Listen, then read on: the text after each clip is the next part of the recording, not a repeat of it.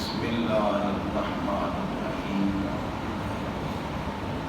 ومن يطع الله ورسوله فقد فاز فوزا عظيما سبحان الله آمنت بالله صدق الله مولانا العظيم وبلغنا رسوله النبي الكريم الأمين ونحن على ذلك لمن الشاهدين والشاكرين والحمد لله رب العالمين إن الله وملائكته يصلون على النبي يا أيها الذين آمنوا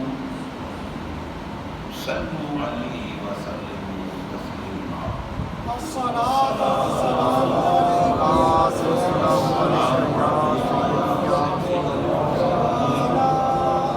وعلى آلك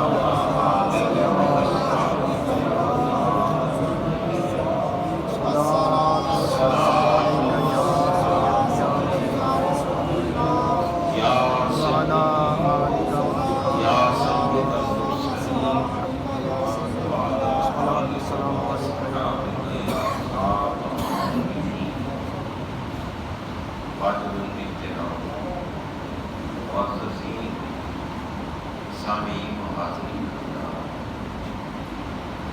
قرآن مجید فرقان حمید قرآن رشید کے 22واں پارہ سورہ احزاب کی ایک آیت کریمہ کا کچھ حصہ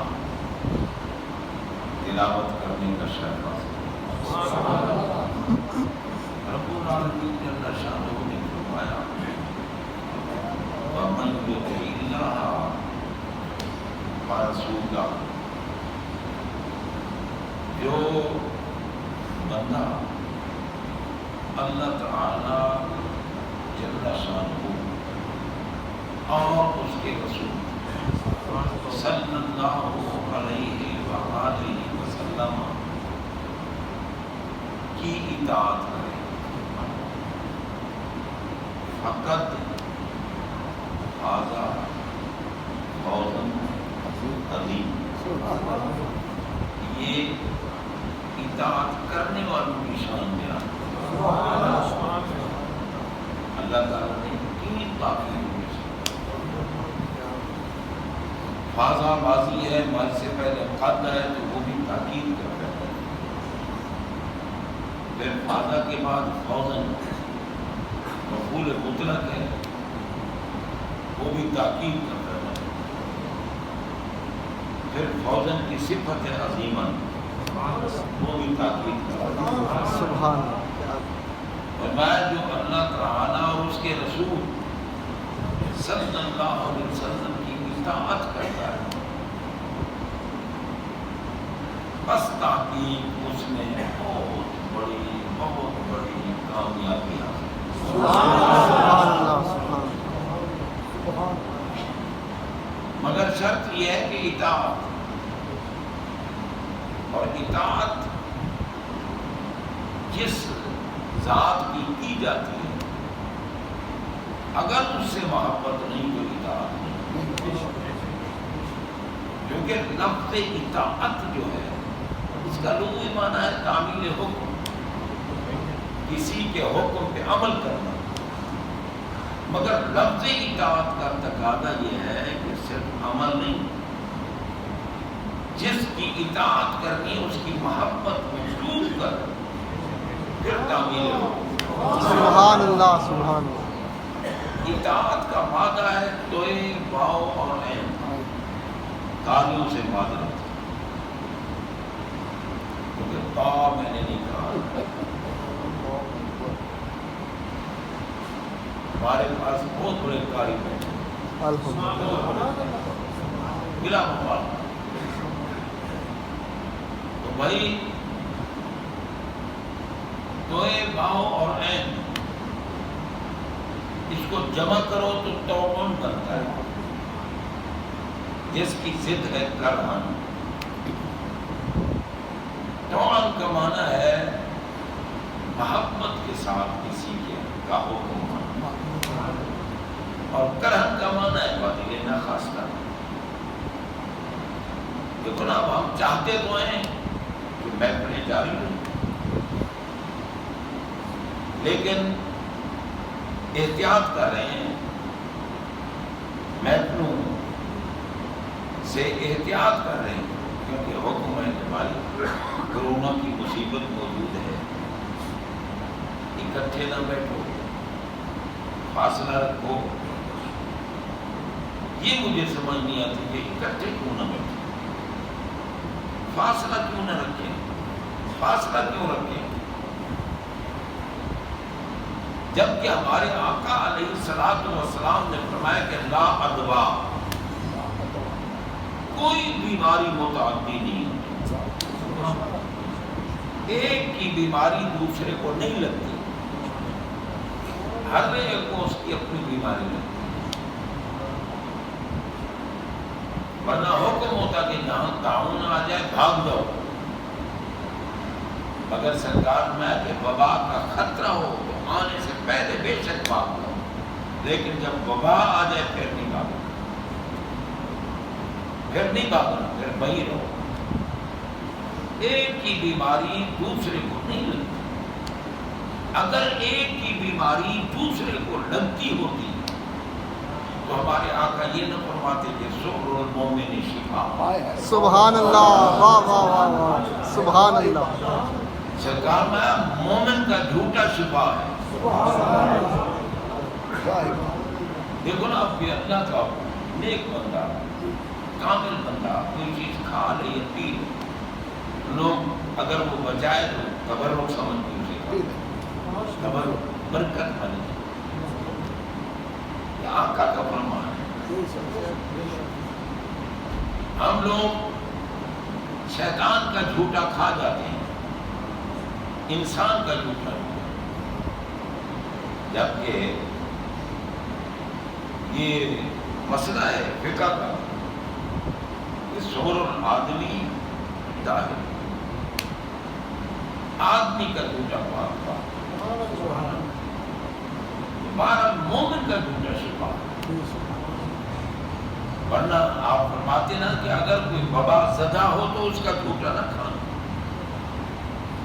بلکہ اگر دامن حدیث تھام کے عرض کروں تو سرکار کا فرمان تو یہ ہے کہ کورونے والے مریض کا جھوٹا کھاؤ تمہیں شفا ہو. سبحان اللہ، واہ واہ واہ واہ، سبحان اللہ. صحابی رضی اللہ تعالیٰ عنہ آقا کی بارگاہ میں آئے، عرض کیا آقا میرے اونٹ کو خارش ہو گئی ہے، دعا فرماؤ. خارش ختم ہو گئی. پھر کچھ دنوں کے بعد آئے، کہنے لگا جی اس کی وجہ سے دوسرے اونٹ کو بھی خارش ہو. سرکار میں پہلے کو کس کی وجہ سے ہوئی تھی؟ پہلے اونٹ کو خارش کس کی وجہ سے ہوئی تھی؟ تو جس وجہ سے اس کو خارش ہوئی ہے اسی وجہ سے دوسرے کو ہوئی ہے. یہ نہیں ہے کہ اس کی خارش کی وجہ سے اس کو ہوئی ہے. بیماری ایک دوسرے کو سمجھتی نہیں ہے. ورنہ جناب بیمار کو تو اکیلا چھوڑ کے گھر والے بھاگتا ہے کہ یار پتہ نہیں یہ ٹی بی کا مریض ہو گیا، یہ کینسر کا مریض ہو گیا، یہ اب جناب بندہ یہ جگر کا مریض ہو گیا ہے، یہ فلاں مرض کا مریض ہو گیا، اس سے دور رہو. پھر تو مرض آتی بندہ مریض جو تڑپتا رہتا سب دور ہو جاتا. سرکار باتیں ہیں جو کسی مریض کی عیادت کے لیے جاتا ہے، بیمار کرسی کے لیے جاتا ہے، جا رہا ہے تو عبادت لکھی جا رہی ہے، عیادت کر رہا ہے تو عبادت لکھی جا رہی ہے، عیادت کر کے واپس آ رہا ہے تو عبادت لکھی جا رہی ہے. سبحان اللہ، سبحان اللہ، واہ واہ واہ واہ. مریضوں کی عیادت. صحابہ رضوان اللہ تعالیٰ علیہ مجمعین بیٹھے تھے نا، سرکار نے فرمایا تم میں کوئی ہے جس نے آج کسی بیمار کی عیادت کی ہو؟ سب چپ رہے. حضرت صدیق اکبر نے عرض کیا آقا میں نے فرمایا تم میں سے کوئی ہے جس نے آج جنازہ پڑھا ہو؟ سب چپ رہے. حضرت صدیق اکبر نے عرض کی میں نے جنازہ. یعنی جس نیکی کی بات آقا کرتے گئے صدیق اکبر کہتے ہیں حضور میں نے اب پوچھنے کی حکمت بھی کیا تھی؟ سرکار تو جانتے ہیں، ہمارے اعمال کو اگر نہ جانتے ہوتے پھر سیدہ طیبہ عالمہ عابدہ فقیہ مجتہدہ زاہدہ محبوب خدا ام المومنین عائشہ صدیقہ رضی اللہ تعالی عنہ کیوں پوچھتی کہ آپ کی امت میں کوئی ایسا بندہ ہے جس کی نیکیاں ستاروں کے برابر ہو؟ ہمیں پتہ ہے کہ یہ بندہ جاہل ہے، مطلق ان پڑھ ہے، تو کیا ہم اس سے پوچھیں گے یار نماز کے مفسدات کیا ہے؟ پوچھیں گے ہم اس سے؟ یقین ہے یہ بیچارہ ان پڑھ ہے، نادان ہے، کچھ نہیں جانتا، اس سے کیا پوچھنا ہے؟ یار اگر نماز کے مسائل پوچھنے ہیں تو کسی عالم سے پوچھیں جس کے متعلق یقین ہے کہ یہ مسائل بتائے گا۔ مائی صاحبہ کو یقین تھا کہ میرے آقا ستاروں کی تعداد بھی جانتے ہیں، ہر امتی کی نیکیوں کی تعداد، سبحان اللہ سبحان اللہ، واہ ہر واہ، امتی کی۔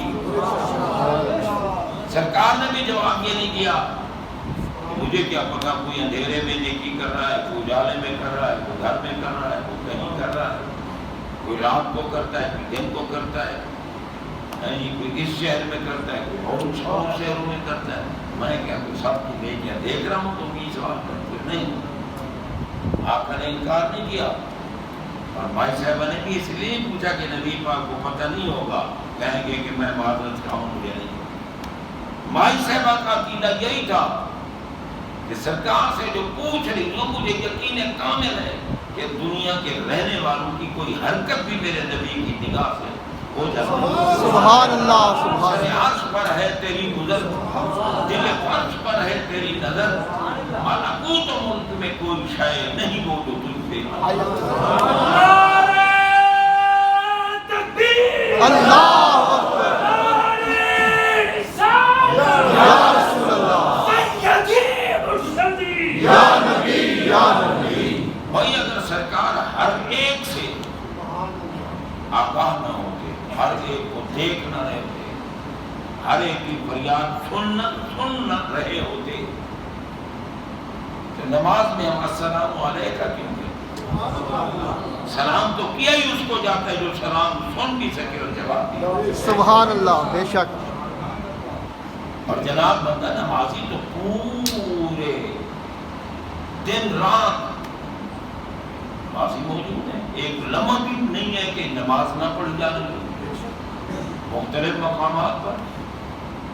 ہم دیکھو نا، ہم اپنا نماز جمعہ پڑھنے والے ہیں، لیکن ہم سے آگے ابھی عرب میں وہ آرام سے ہوں گے، ابھی ان کے اذانیں بھی نہیں ہوئی ہوں گی، لیکن آپ بندہ پوری دنیا میں ہر آن ہر لمحہ نماز پڑھی جا رہی ہے، اور جو نمازی کہہ رہے السلام علیکہ اگر وہ جواب قائل ہے تو سرکار جواب دے۔ سبحان اللہ سبحان اللہ، سر عرش پر ہے تیری گزر، دل فرش پر ہے تیری نظر، ملکوت و ملک میں کوئی شے نہیں وہ جو تجھ پہ عیاں نہیں۔ سبحان اللہ، جناب بندہ یہ دیکھو نا، یہ معصوم ہمیشہ اتر وہ جتنا خود ہے اتنی شیشی کرتا ہے، سبحان ٹھیک ہے نا؟ اور میں یہ ڈرائیور کو دیا کرتا ہوں کہ یار کچھ کو لگا کے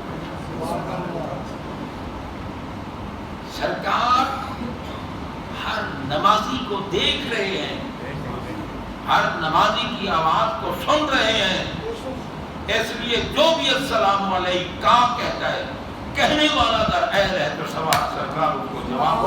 سبحان اللہ سبحان نمازی کی قسمت کو سلام نہ کرے واہ، کہ جسے مدینے والا جواب دے، وعلیکم السلام، سبحان اللہ سبحان اللہ، مدینے والے کہہ دیں کہ تجھ کو سلام، تجھ پر سلام کی ہو، اب کوئی آفت اسے کھا نہیں سکتی۔ اور جناب آقا کی نسبت سے تو سرکار میں نا میرے امتی کو کانٹا چبھ جائے، اس کانٹے کی وجہ سے بھی اس کے گناہ معاف کر دیے۔ کانٹا، اور جو بیمار ہو گیا، اسی لیے آقا کی امت کو اللہ تعالیٰ بیماریوں میں مبتلا رکھتا ہے تاکہ تم سے جو غلطیاں ہوتی ہیں نا وہ یہاں معاف ہو جائیں، مرنے کے بعد جاؤ تو مسکراتے جاؤ.